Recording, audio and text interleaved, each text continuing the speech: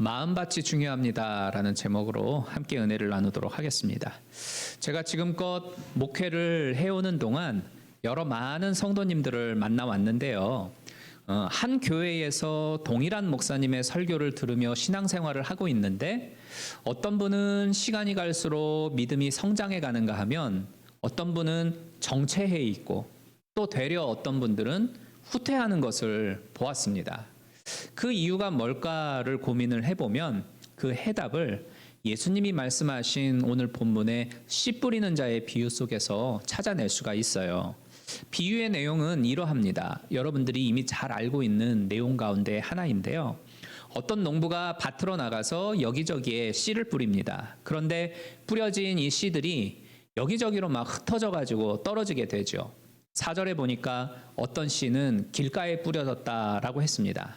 길이라고 하는 곳은 어떤 곳입니까? 늘상 사람들이 오고 가고 하는 많은 사람들이 밟아대는 곳이 바로 길이죠. 그렇게 밟아대다 보니까 이 길은 언제나 단단하게 굳어져 있기 마련입니다. 그런 단단한 땅에 씨가 떨어지니까 당연히 묻혀질 리가 없는 것이고 길 위에 그대로 드러나 있으니까 날아가던 새들이 옳다구나 하고 콕 하고 집어 먹어버리고 말게 될 겁니다. 그 다음 5절에서는 어떤 씨앗은 돌밭에 뿌려지기도 했다라고 말씀을 하죠. 돌밭이라고 하는 곳은 돌과 흙이 섞여서 있는, 혼재해 있는 땅을 말합니다.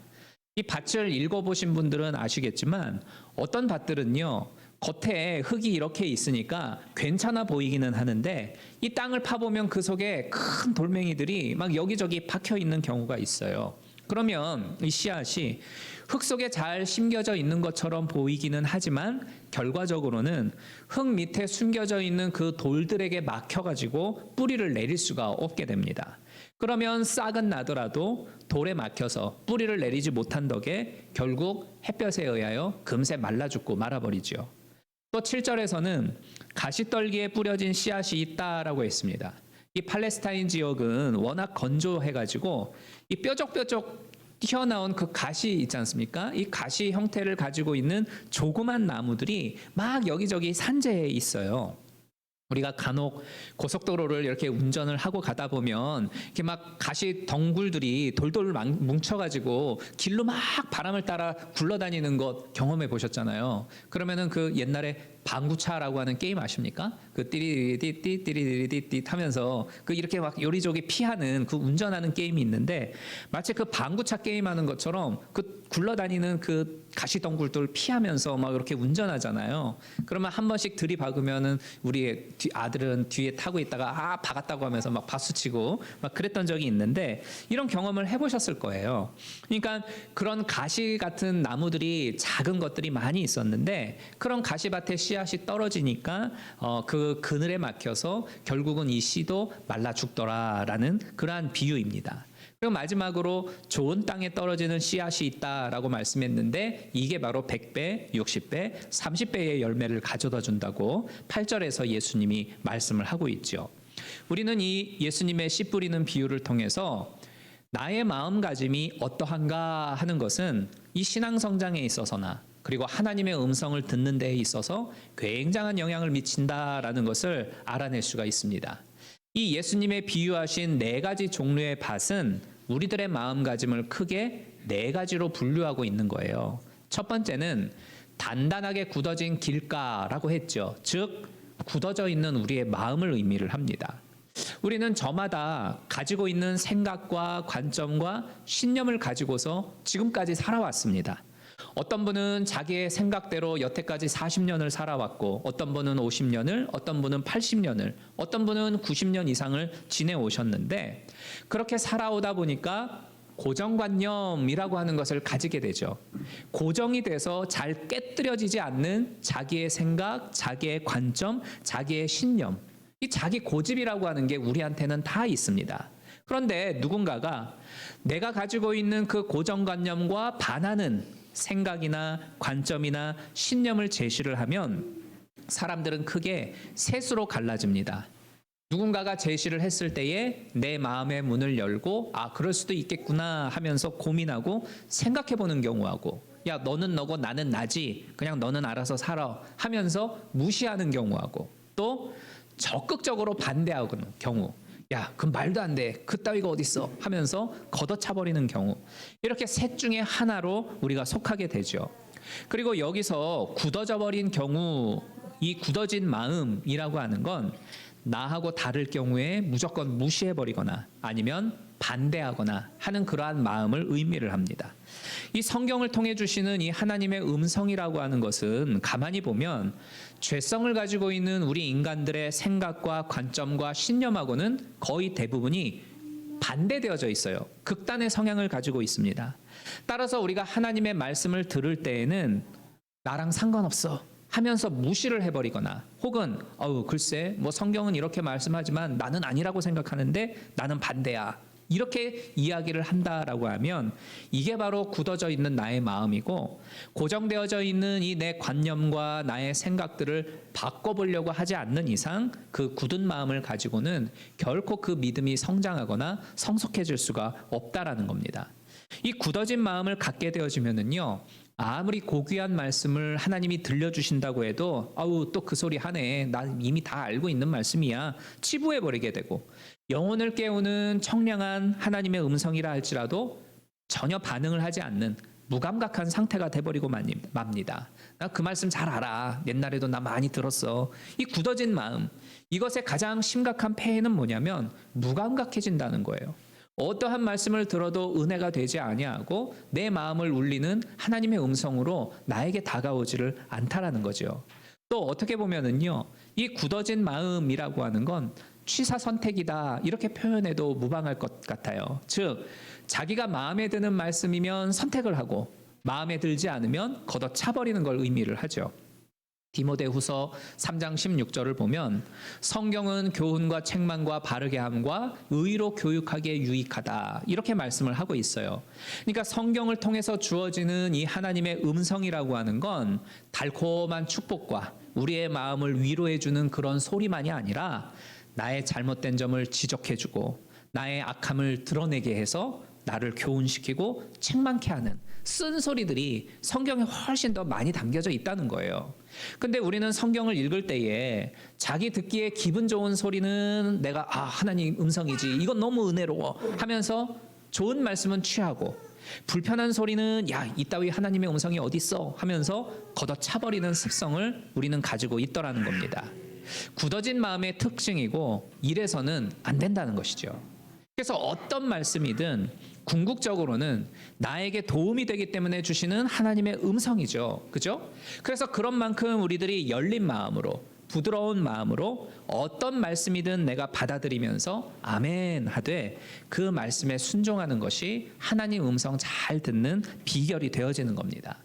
두 번째는 돌과 흙이 막 이렇게 섞여가지고 혼자 있는 그 돌밭, 즉 혼탁한 마음을 말해요. 혼탁한 마음. 우리가 세상을 나아가서 여러 사람들하고 섞여서 살아가다 보니까 내가 지금까지 가지고 있었던 신앙적인 관점이나 신앙적인 가치관하고는 정반대되는 것들과 이렇게 막 섞여서 지내야 하는 상황들이 많이 발생해요. 그러다 보니까 그동안 귀로 들어왔던 하나님의 말씀들하고 내가 지금까지 배워왔던 성경 말씀하고 세상에서 들려지는 소리들하고 세상에서 가르쳐주는 이 배움들하고 막 내 마음 안에서 섞여가지고 짬뽕으로 혼재해 있기 마련입니다.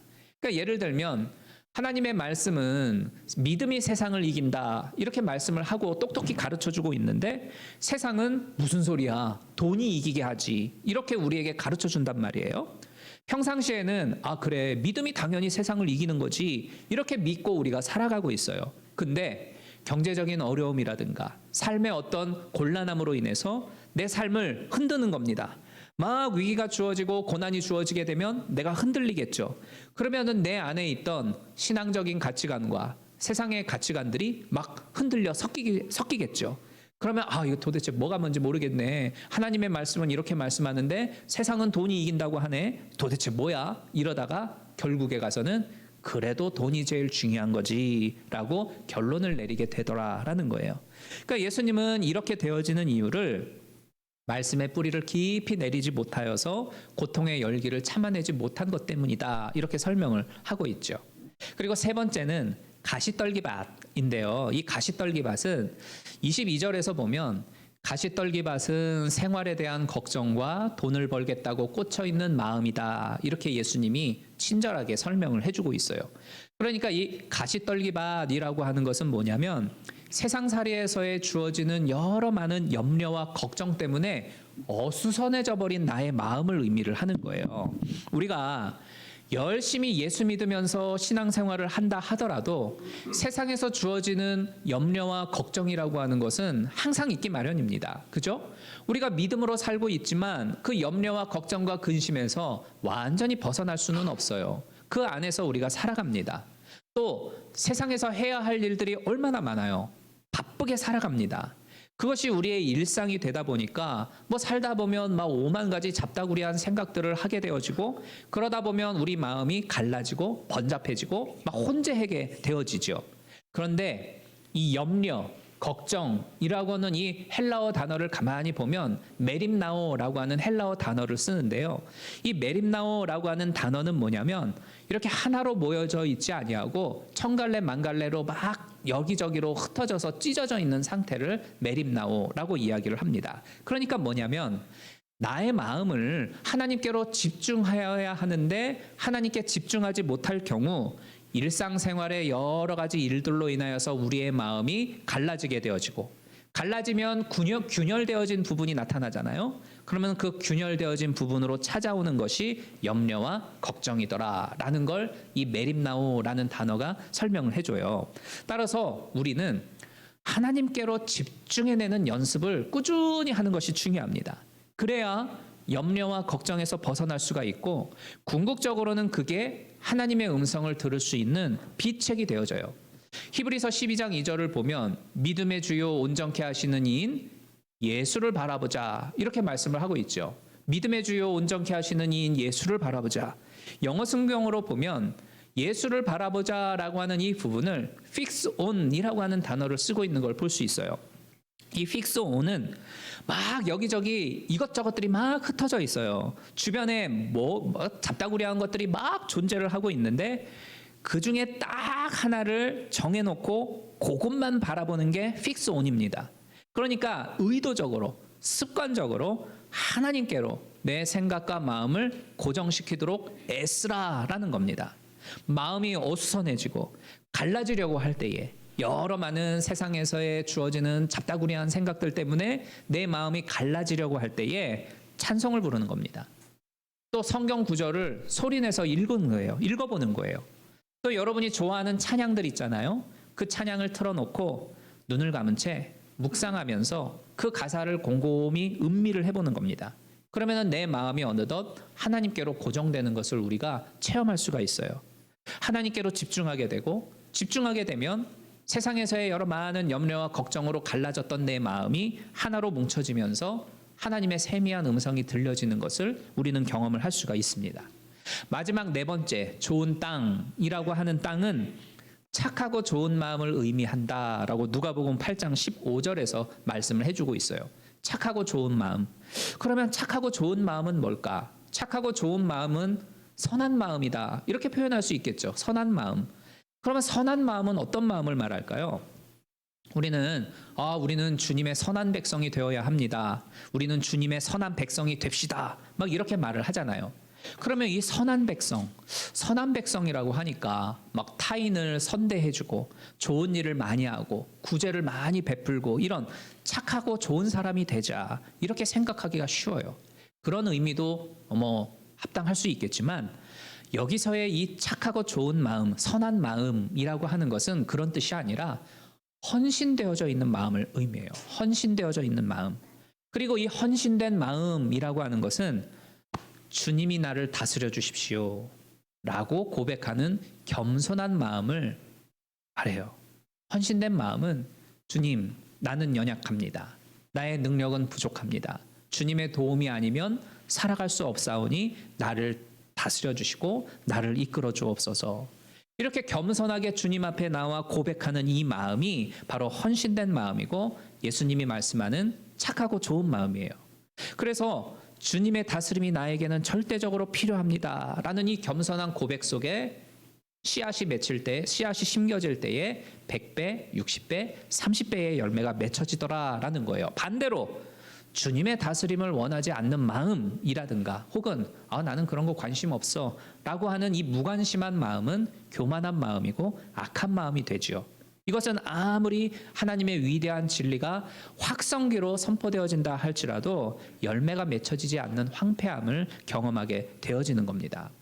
사도행전 17장을 보면 베레아 사람이라고 하는 사람들이 등장을 하는데, 이 베레아 사람들은 언제나 마음이 열려 있고 그래서 기쁜 마음으로 하나님의 말씀을 마음껏 받아들였고 그 말씀을 날마다 묵상하면서 연구했다고 했어요. 여기서 말하는 그러면은 베레아 사람들은 누구냐? 그 철학과 교육의 도시로 유명한 아테네 사람들을 베레아 사람이라고 이야기를 해요. 이 베레아 사람, 아테네 사람들은 세상적인 지식이 많은 사람들이에요. 늘 토론으로 단련되어져 있는 아주 달변가들이기도 하고, 그래서 철학의 도시 아닙니까? 그러니까 이런 사람들인데도 불구하고 이들은 자기 고집을 내세우지 아니하고 자기 소리 저렇게 내지 아니하고 자기 판단 기준 드러내지를 않았더라는 겁니다.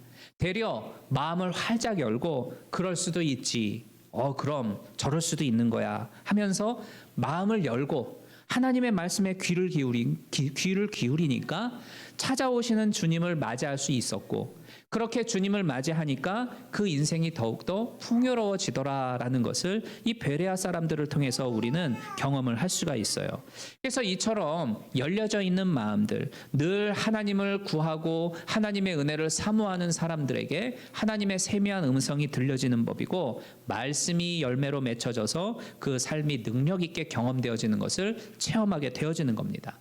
여러분의 마음이 늘 주님을 향하여 열려 있어서 찾아오시는 주님을 모셔드리기를 주님의 이름으로 축복합니다.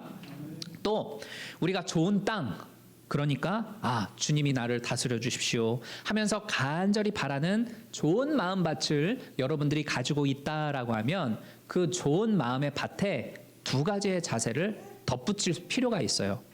농부를 한번 생각을 해볼까요?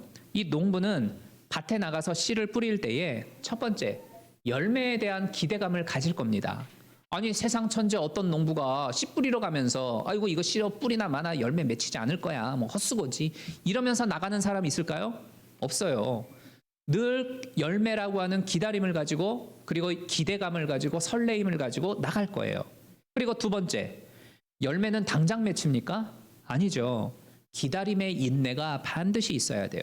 이처럼 열매에 대한 기대감과 수확을 하게 될 때까지의 인내, 이 두 가지가 필요해요. 기대감과 인내. 우리들도 마찬가지예요. 먼저 하나님의 말씀을 들으려면 기대하는 마음을 가지고 있어야 됩니다. 하나님은 예레미야 33장 3절에서 너는 내게 부르짖으라, 내가 너에게 알지 못하는 크고 비밀한 일들을 너에게 보여주리라, 이렇게 말씀을 하잖아요. 그러니까 이 말씀처럼 이 하나님의 음성이라고 하는 것은 기도할 때에 가장 강력하게 들려지는 거예요. 그리고 기도하는 사람에겐 반드시 하나님의 응답이 주어지는 겁니다. 따라서 하나님의 음성을 듣고자 원하는 사람은 반드시 기도에 힘써야 됩니다. 그리고 기도할 때에는 하나님이 어떤 응답을 나에게 주실까? 하나님이 들려주시는 그 음성은 과연 대체 뭘까? 하면서 이 설레이는 마음과 하나님을 향한 기대감을 가지고 주 앞에 서야 합니다. 우리가 이 설렘과 기대감을 가지고 하나님 앞에 설 수 있는 그 이유는 뭐냐면 하나님은 신실하시기 때문이에요. 하나님이 신실하시다라고 하는 건 약속을 잘 지킨다라는 그러한 뜻을 가지고 있어요.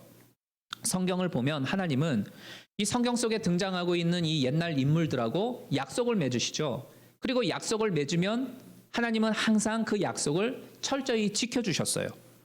성경은 우리에게 그것을 보여주고 증명해 줍니다. 하나님이 일단 약속을 하시면 반드시 지키시는구나, 이걸 우리가 배울 수 있어요.